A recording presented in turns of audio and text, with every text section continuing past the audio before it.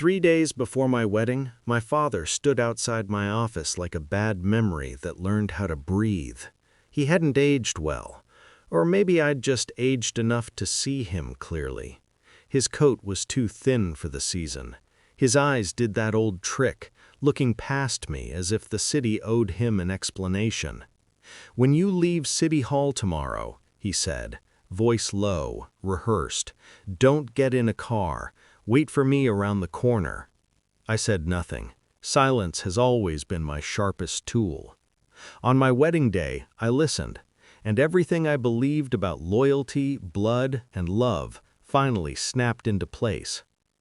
I'd been in a conference room when my phone buzzed, a calendar reminder I didn't set, a location I didn't recognize, a time that overlapped my fitting. It was small, forgettable. That's how betrayal starts, quiet, polite, dressed like coincidence. I loved him, loved the way he tied his tie like it mattered, loved how he spoke about public service as if it were a calling instead of a ladder. We met when I was still pretending abandonment didn't shape me. He knew my history. He used it gently, or so I thought. My father left when I was 9. No note, no forwarding address, just a vacuum where a man should have been. My mother worked 2 jobs and never spoke his name. I learned early how to build my own scaffolding, how to trust process over people. So when love showed up, clean and ambitious and patient, I let it in. That was my mistake. The signs came dressed as stress, late meetings, calls taken in stairwells, a sudden interest in prenups phrased as prudence. He smiled through it all. He always smiled. The evidence came on a Tuesday. I borrowed his tablet to check the seating chart. A message lit the screen. No name, just a photo of City Hall at night and a line beneath it. Tomorrow, after the signatures. I didn't scream. I didn't cry. I memorized. I watched him sleep that night and felt something inside me go cold and exact.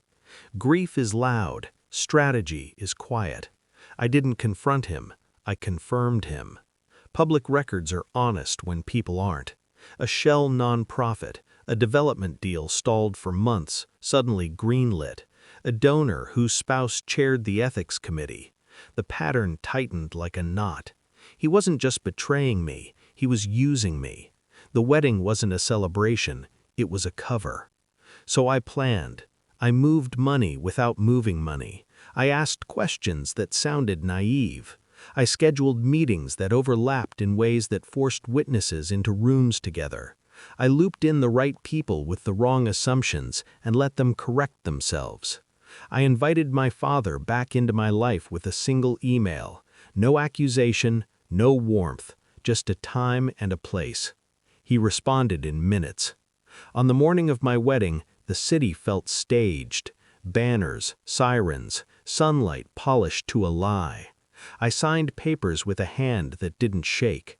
When it was over, when applause tried to crown us, he reached for my elbow. "The car's waiting," he said.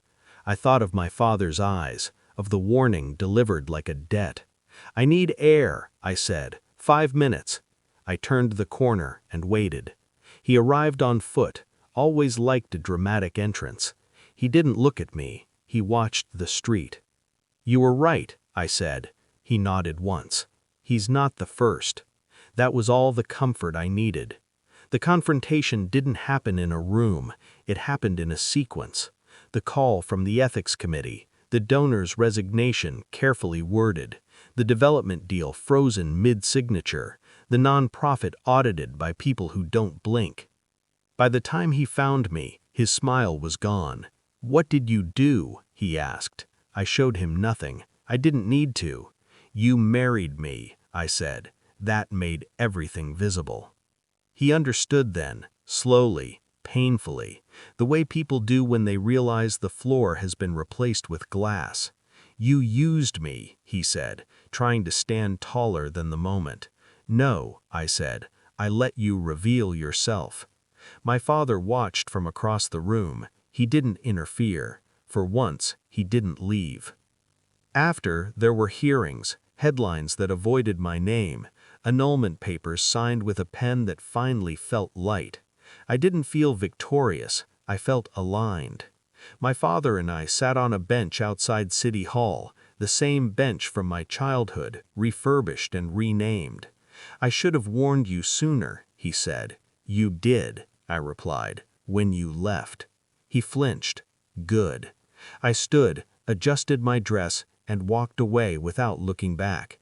Some betrayals teach you who to fear. This one taught me who I am, and I've never gotten in the wrong car again.